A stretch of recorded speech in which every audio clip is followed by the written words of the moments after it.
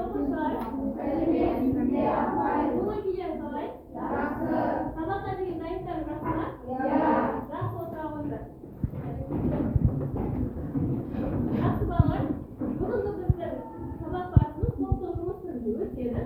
Яғни қазір топқа бөлінеміз. Топқа қалай бөлінеміз? Мына жақта бізде даналы ағаш берілген. Ағаштың әр жапырағында сіздерге арналған жақсы бір тілекпен топтың аты жазылған. Көрдіңіз ғой, бірінші білімгер, алғырлар, болашақ және достық тобы деп төртке бөлдік. Онда ақырын ошақтай келіп, мына күлтелерден алып, соңғы бөліп отыра алсақ. Қане, кетіңіз.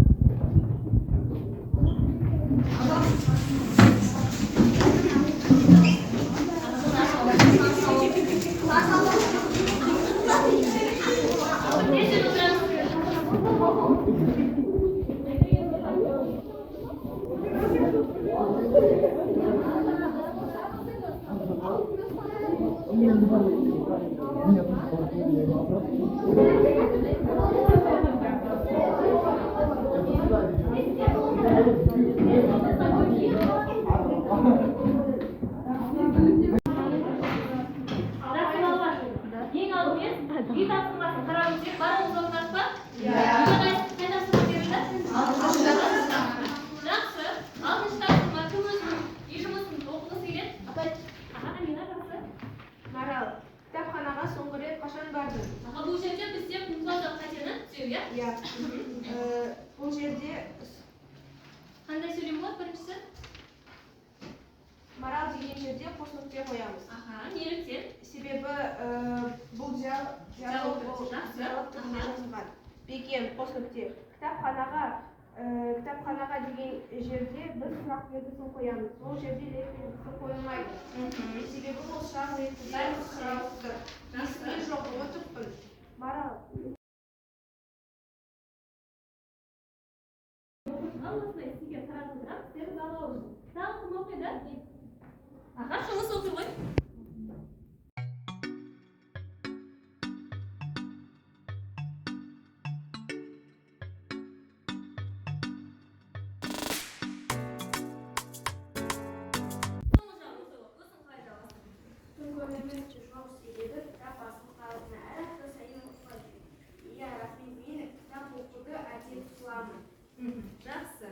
Жақсы балалар. Олай болса, бүгінгі тақырыбымызды бастайық, иә? Барлығымыз тақтаға назар аударайықшы. Бұл жерде бізде жәшік берілген, яғни қара жәшік. Қара жәшіктің ішінде бір зат жасырын. Қазір не екенін табамыз, ал жан-жағындағы сөздер сол жәшіктің ішіндегі сөз сипаттайды. Қане, оқи қойыңдаршы? Айти оқи қойшы. Еді. Бұл ең сабырлы ұстаз. Қайырымдылық пен қайырымдылықты ұғымдады. Оны білімдер қадірлейді.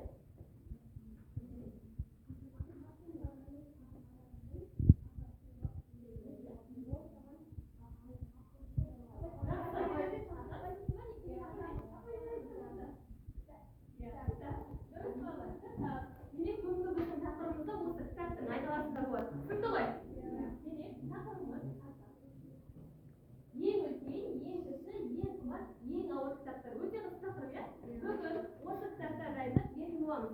Мен сіздерді 4 топқа бөлдім. Кітапты ашсақ, ең бірінші тапсырма бізде мәтін берілген.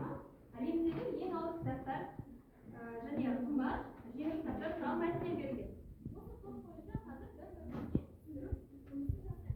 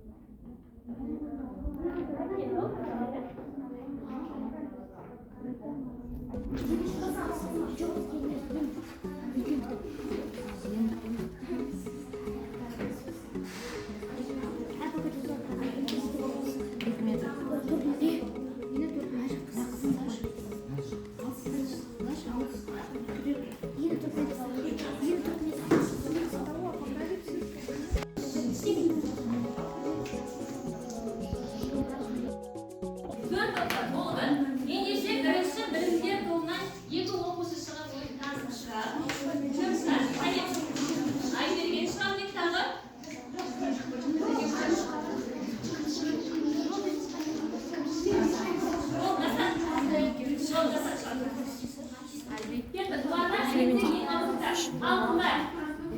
Үшінші топ. әлемдегі ең ауыр кітап ол атлас кітабы. Ол кітап ұзындығы 1 метрден асады және салмағы 320 килограмм. Ол Лондондағы британ мұражайында сақталған. Нас произведение ең ауыр кітап, иә? Жақсы, түсінікті балалар? Жарайсыздар. Бақылап қойып отыра қойыңдар. Келесі екінші топ. Алға барып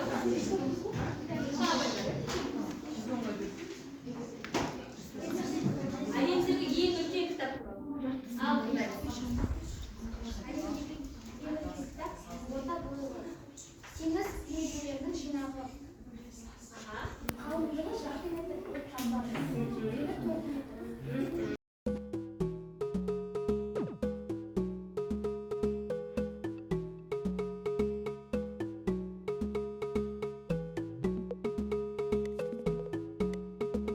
Килограммнан 120 килограммнан асады. Оның құны 4 миллион. Ең қымбат кітап, иә? Жарайсыздар.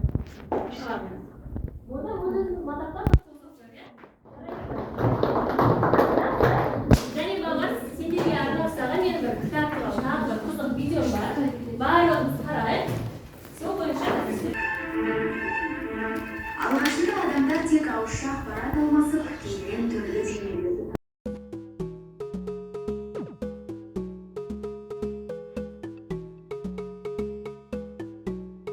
арнайы сыртқыш аппаратқа жөнелтілетін соңғы кезеңде әбден кеттіреді. Осылайша дайын парақтар баспаханаларға жол тартады.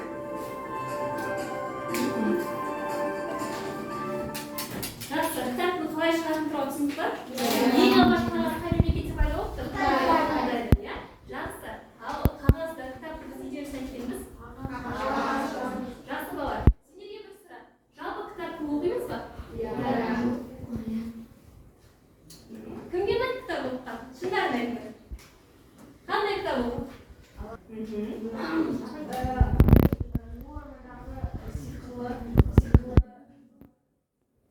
Нормадағы сиқырлы жайттар. Жайттар, жақсы, аха. Болмаған балақша. Жақсы, өте жақсы. Бірақ байқасақ, қазіргі оқушыларда көп қызығушылық төмен. Ойнайсыңдар ма? Кітап оқуға деген қызығушылық төмен. Ойнайсың ба, Ади? Не үшін деп ойлайсыңдар? Себебі неде? Телефон, түрлі гаджеттер, ойындар, иә? Енді қараңдар, балалар. Келесі бізде пікірталас алаңын жасаймыз. Бірінші топ телефонның зияны, екінші топ кітаптың зияны, үшінші топ телефонның пайдасы, төртінші топ кітаптың пайдасы туралы айтамыз. Жақсы ма? Сосын соңында ой қорытамыз. Бірінші топ бастаймыз ба? Телефонның зияны туралы. Қандай зияны? Айтамын. Тыңдайық.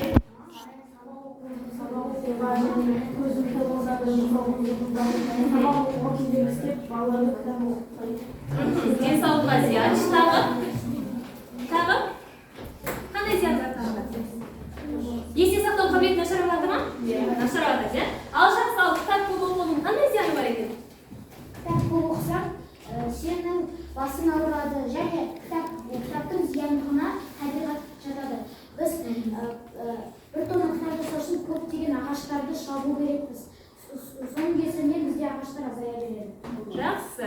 Демек кітап көп оқу ол көзге, миға зиян тигізеді. Сондықтан өзінің уақытысы болу керек. Жақсы. Үшінші топ телефонның пайдасын айтайық. Телефонның пайдасы. Телефонның көп пайдасы бар. Біз оны қазіргі ішіндегі Google Chrome арқылы біз өзімізге керекті ақпаратты бір кезеңде тауып аламыз. Бірақ ол үшін бізге ұялы телефонға Wi-Fi сеть керек болады. Ал телефонды біз әрқашанда қолда ұстап, әрқашанда керекті мағлұматты біле аламыз. Жақсы, тағы пайдасы туралы айтатыныңыз бар ма? Аяулым айтамыз ба? Қане қыздар? Танеміз. Тағы қандай пайдасы бар? Ата-анамызбен байланыс аламыз. Өте жақсы. Қашықтағы адамдармен байланысушылық, иә? Жақсы, енді кітаптың пайдасы. Төртінші топ, айталым. Кітаптың пайдасы біз ұялы телефондардан ала алмайтын мағлұматтарды кітаптан ала аламыз. Негізгі бір кітапта дейсіз, иә? Тағы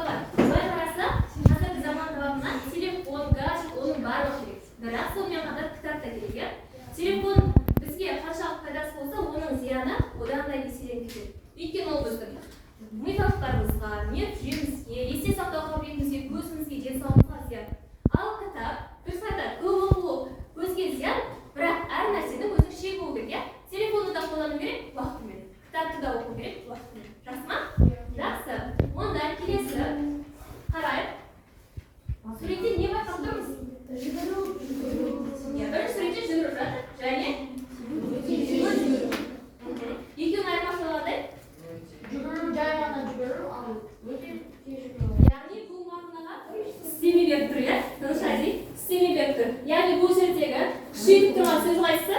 Өзен. Ал екінші суретте батыр және нағыз батыр. Нағыз батыр десе көзімізге не елестейді? Елін қорғайтын, иә? Қайсарлық дегенсің. Яғни нағыз деген сөз батыр деген сөзге мағынасы тұр. Келесі Биік ғимарат. бұл жерде қайсыз? Мен деген сөз, иә? Жақсы. Келесі шаршаған, әбден шаршаған. Яғни әбден шаршаған дегенде әлі құрылған адам көзімізге елестейді, иә? Жақсы. Демек біздің тақырыбымыз бүгінде күшейткіш істеулер.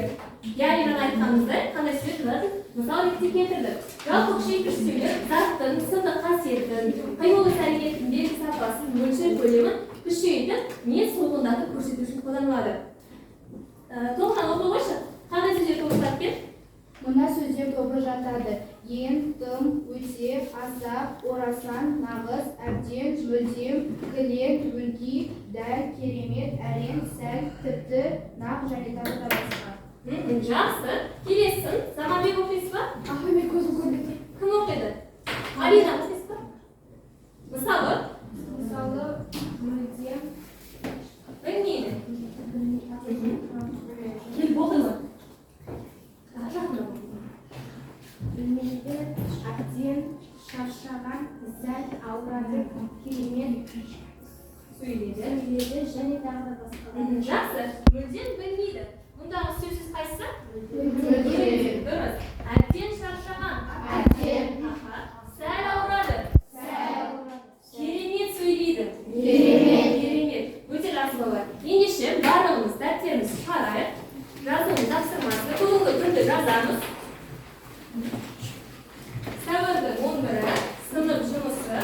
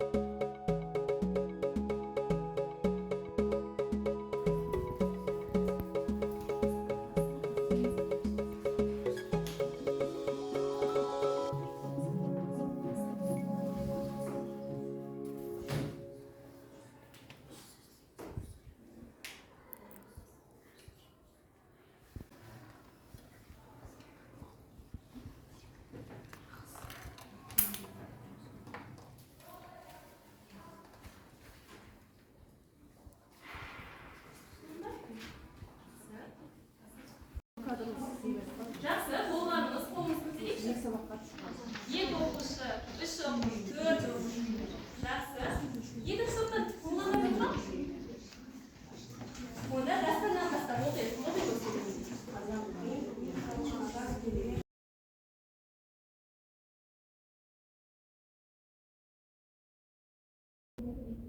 Мен оқыған кітап керемет екен. Бүгін мен әскери жаттығуға көмектесіп тым ауыр болды. Тым ауыр болды. Жақсы, жарайсың. Аха, Алина. Әлемдегі ең ауыр кітап Лондондағы Британ мұражайында сақтаулы тұрған географиялық атлас. Бұл жерде? Бұл жерде күшейтістеу ең. Аха. Тіпті атластың ұзындығы 1 метрден асып тұр. Бұл жерде тіпті болады. Дәл бір ерекше ғимарат секілді. Дәл. Жақсы, өте жақсы. Шығыс. Қолы жерінде.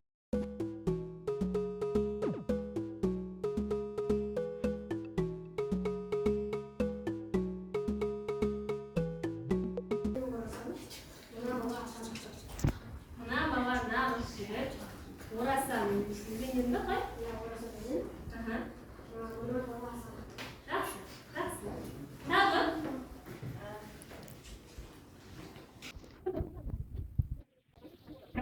Өте керемет кітаптар екен.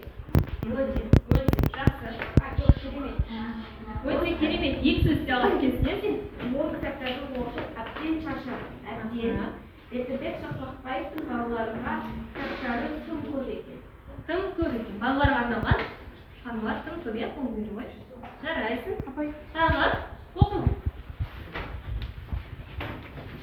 мен кітапты оқып әбден шаршадым. Не? Әбден біздің сыныпта бәрі өте керемет оқиды. Керемет. Мен досыммен тым көп ойнадым. Тым көп ойнадым. Өте жарайды. Болды ма? Қандай оқисыңдар? Оқыңдар.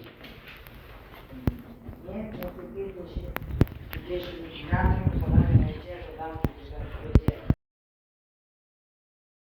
Балалар, қалғаныңыз болды ма?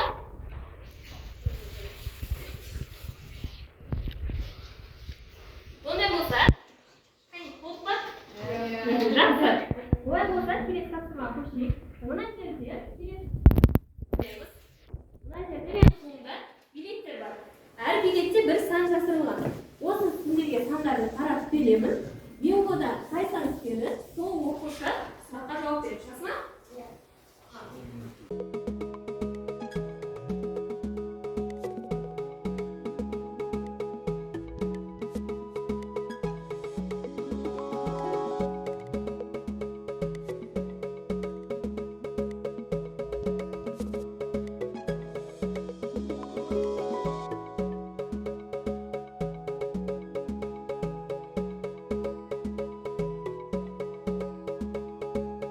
Күшейтпеш мақсат жауап берейік. Үштерге бөлінеді. Мезгіл, мекен, мөлшер, сан қимыл, күшейтпеш, мақсат, себеп салдар сөйлер. Мұның барлығымыз өттік, иә? Бүгін сынауымыз келмеді. Осы үстел тақырыбын қорқытпаймыз. Келесі. Кім келіп жібереді?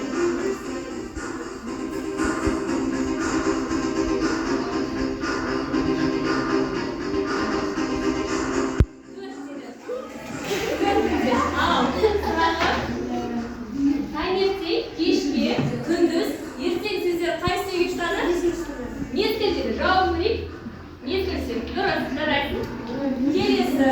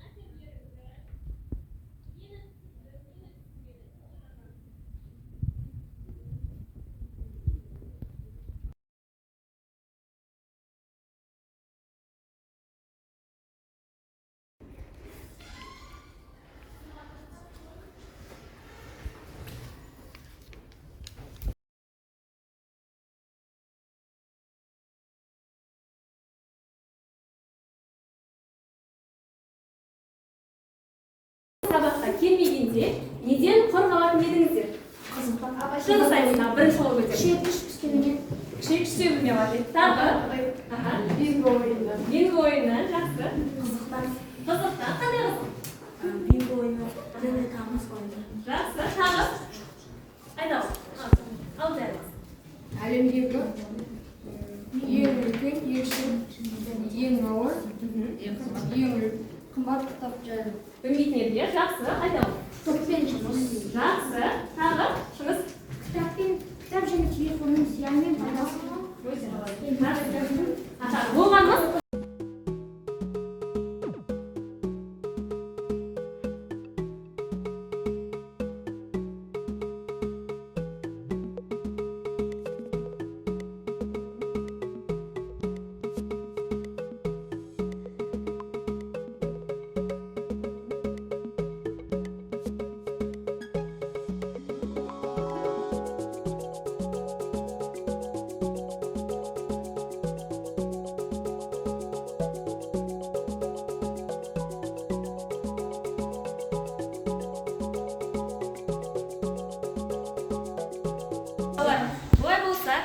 Жолдоша, үйге тапсырма алайық. Жақсы ма? Мына тапқа тұр. 163-ші бет, 4-ші тапсырма. оқысаң күшті оқитын арасында білесің ба? Жалқаусың, иә?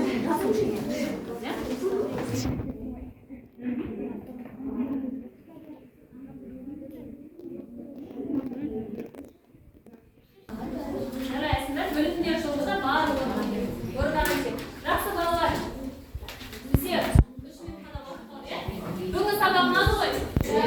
Сендерге рахмет. Бүгінгі аш сабаққа жақсы қатысып, ұжымдасып, қатысқандар үшін үлкен рахмет айтамын. Абай сіздерге ойды айтып берген үшін рахмет. Рахмет, сендерге де рахмет оқушылар. Үй тапсырмасы жазып па? Иә. Айберген, Алина жақсы, Дастан жақсы қатысты, Алина жақсы, Әліби жақсы қатысты, Тамирис қатысты, тағы Заманбек қатысты, Тоғжан өте жақсы.